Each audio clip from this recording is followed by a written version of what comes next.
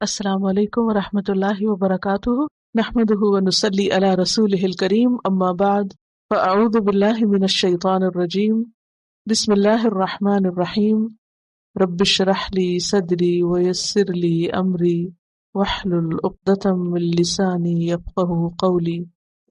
اور قالا کہا، الذین ان لوگوں نے، لا یعلمون جو علم نہیں رکھتے، جاہل ہیں یعنی عوام الناس، لولا کیوں نہیں، یکلمنا کلام کرتا ہم سے، یکلمو کس سے، کلم یکلمو، اور نہ ہم سے، اللہ اللہ اللہ ہم سے کیوں نہیں باتیں کرتا، او یا تأتینا آتی ہمارے پاس، اتا یأتی سے تأتی، تأتی نا آتی ہمارے پاس، آیتن کوئی نشانی، کذالک اسی طرح، قالا کہا تھا، الذین ان لوگوں نے، من قبلہم جو ان سے پہلے تھے، کن سے پہلے، نبی صلی اللہ علیہ وسلم کے دور سے پہلے، مثل مانند قولہم ان کی بات کے، انہی جیسے لفظ پہلے بھی کہتے رہے، پہلی قوموں کے لوگ بھی یہی کہتے تھے جو آج یہ کہہ رہے ہیں، تشابہت، تشابہ شین باہا، شبہ بھی اسی سے، ریزمبل کرنا،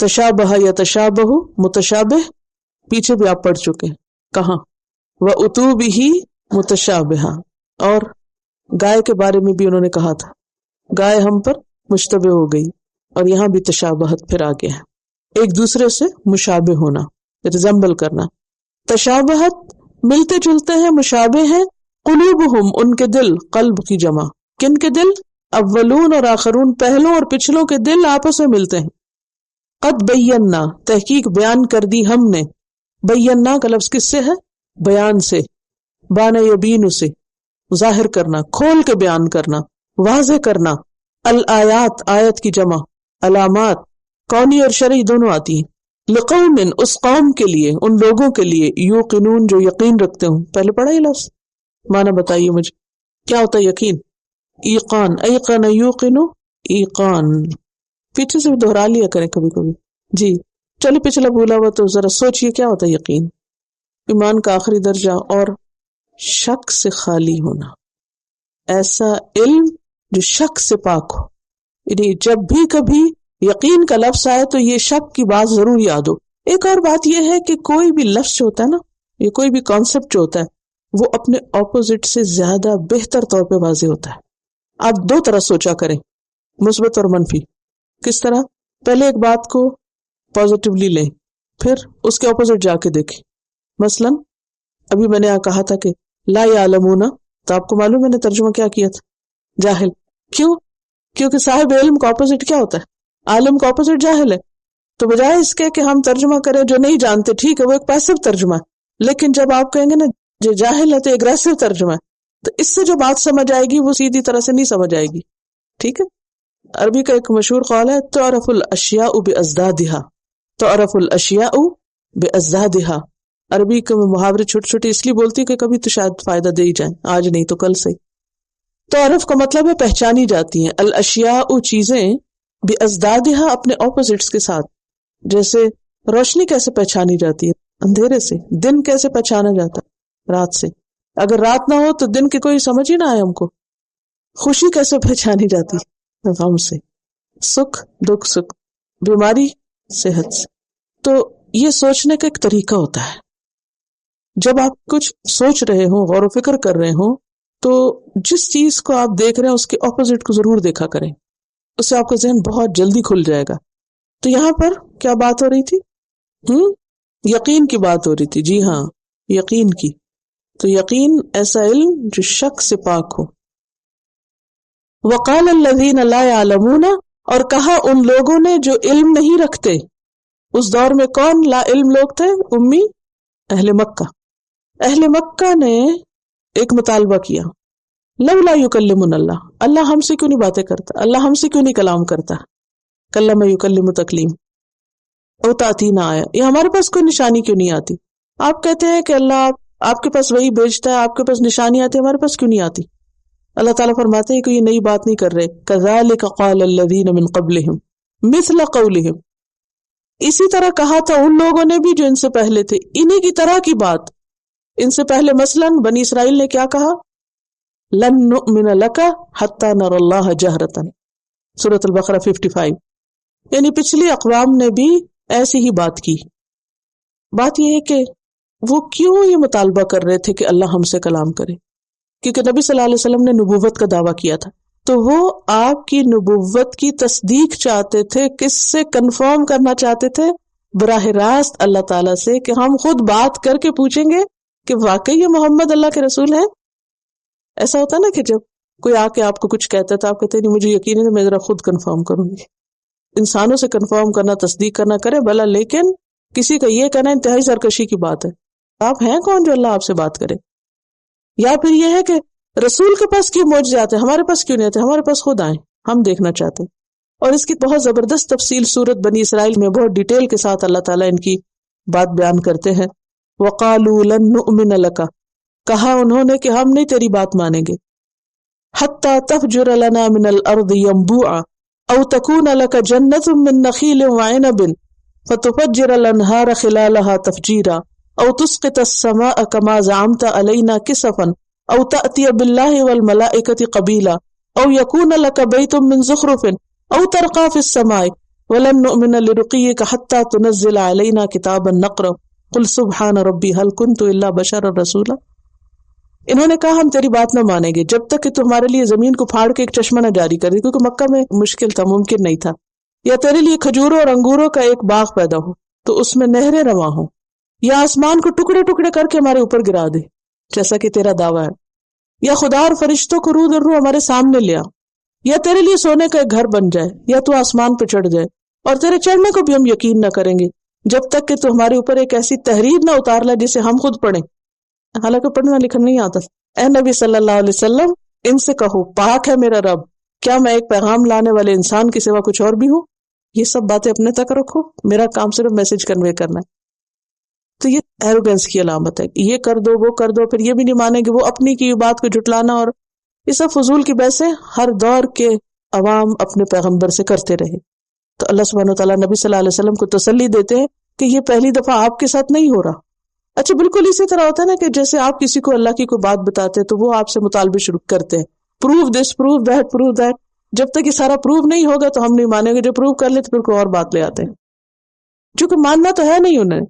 تو اسی چیز کی طرف یہاں ذکر ہے، وقال الذین لا يعلمون، ہے خود لا علم لیکن باتیں اتنی بڑی بڑی، اور یہ جاہلوں کا ہی کام ہوتا ہے ایسا کرنا۔ لولا یکلمنا اللہ او تأتینا آیہ کذالک قال الذین من قبلہم مثل قولہم۔ اسی طرح ہر دور کے لوگوں کا ایک ہی ری ایکشن ہوتا ہے، چاہے وہ ماڈرن ورلڈ میں ہو یا کوئی پرانی دنیا میں، ہر دور میں ایک ہی بات۔ کیا وجہ؟ ایک جیسی باتیں کون کرتے ہیں؟ تشابہت قلوبہم، ان کے دل آپس میں ملتے جلتے ہیں، اس لیے اعمال میں مشابہت ہے۔ تو اس سے کیا پتہ چلتا ہے کہ باتوں میں اور اعمال میں ریزمبلنس کب ہوتی ہے مختلف لوگوں کے؟ دو لوگ ایک جیسی باتیں کب کرتے ہیں، دو لوگ ایک جیسے کام کب کرتے ہیں؟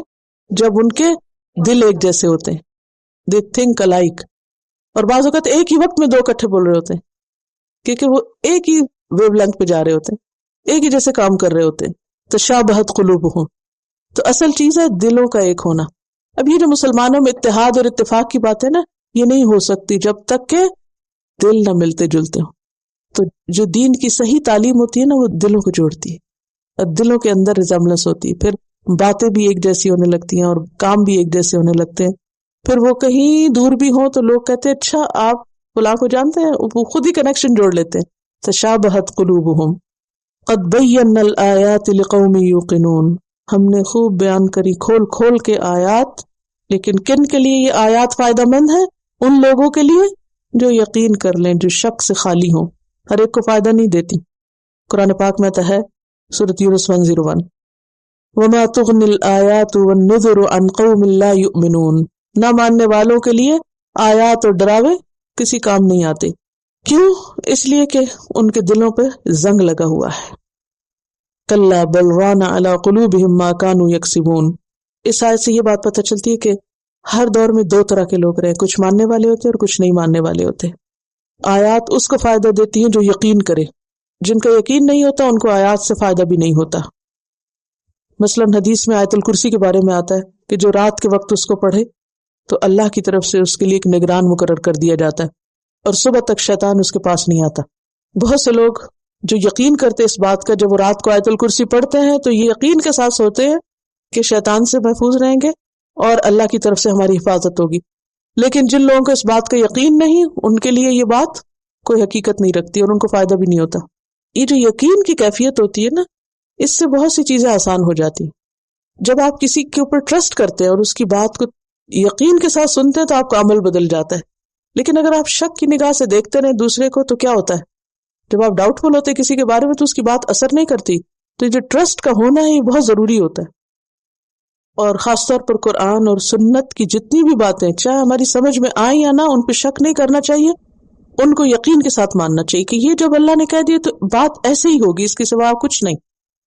یعنی آیت کا جو آخری حصہ نا بہت اہم ہے. قد بینا الآیات، اللہ نے آیات تو سب کے لیے بیان کی ہیں یا نہیں، لیکن فائدہ کس کو ہوتا ہے؟ لقوم یوقنون، یقین کرنے والے لوگوں کو. اس لیے آپ دیکھیں کہ بہت سے لوگ پڑھتے ہیں قرآن، لیکن ہر ایک پہ قرآن مختلف طرح سے اثر کرتا ہے. کس پہ کتنا کرتا ہے، کس لیول کے اوپر؟ جتنا اس کا یقین ہوتا ہے.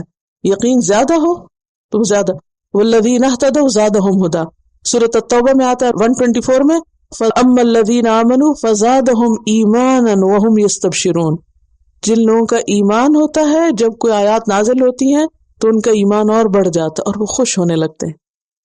آیات دو طرح کی تھی نا، کونی اور شرعی. کائنات میں بھی نشانیاں ہیں، ان کو بھی دیکھ کے اور خود قرآن پڑھ کر بھی جن لوگوں کو اللہ کی ذات پر اور اس کی صدق پر یقین ہے ان کے دل کھل جاتے ہیں، ان کے ایمان میں اضافہ ہوتا ہے.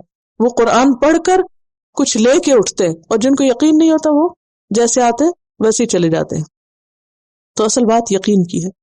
اور ایک اور بات یہ ہے کہ جو اس آیت سے پتہ چلتی ہے کہ دلوں کی مشابہت اصل مشابہت ہوتی ہے اور وہ انسان کے اعمال میں جھلکتی ہے. اور ایک اور اہم بات یہ کہ ہمارے اقوال اور افعال ہمارے دلوں کے تابع ہوتے ہیں. اقوال اور افعال کس کے تابع ہوتے ہیں؟ دل کے. اور خاص طور پر خواتین کو تابع ہوتے، کچھ پکانا ہو کچھ کھانا ہو، ہر چیز میں کس کی مرضی چلتی ہے؟ دل کی. یہ دل چاہ رہا ہے، یہ دل نہیں چاہ رہا. کتنا زیادہ ہم دل کی بات کرتے ہیں. جیسے آپ کے ساتھی ہوگے ویسے آپ کی مشابہت ہو جائے گی. اور آپ کسی کے ساتھی بنتے اس وقت جب آپ کی کامن انٹرسٹ ہو، تو کامن انٹرسٹ ہی مشابہت قلوب ہے دراصل. لیکن اہم بات کیا سیکھنے کی کہ ہمارے اقوال، باتیں اور اعمال کس کے تابع ہوتے ہیں؟ دل کی. لہٰذا اصل جس چیز کی صفائی کی ضرورت ہے وہ کیا ہے؟ دل. دلوں پہ کام کرنے کی ضرورت ہے. ہم نے پڑھا نا کہ قرآن پاک کس پہ نازل ہوا تھا؟ آپ صلی اللہ علیہ وسلم کے قلب مبارک پر، آپ کے دل پر. حضرت عائشہ آپ صلی اللہ علیہ وسلم کے بارے میں کیا فرماتی کہ وہ کیا تھے؟ چلتا پھرتا قرآن تھے. تو گویا جو ان کے دل پر تھا وہ ان کے عمل اور ان کے ظاہر میں بھی آ گیا. تو جب کوئی چیز دل پہ لگ جاتی ہے تو یہ ہو نہیں سکتا کہ پھر عمل میں نہ آئے. عمل خود بخود بدلنے لگتا ہے. سبحانک اللہم و بحمدک نشہد ان لا الہ الا انت نستغفرک و نتوب الیک. السلام علیکم و رحمۃ اللہ وبرکاتہ.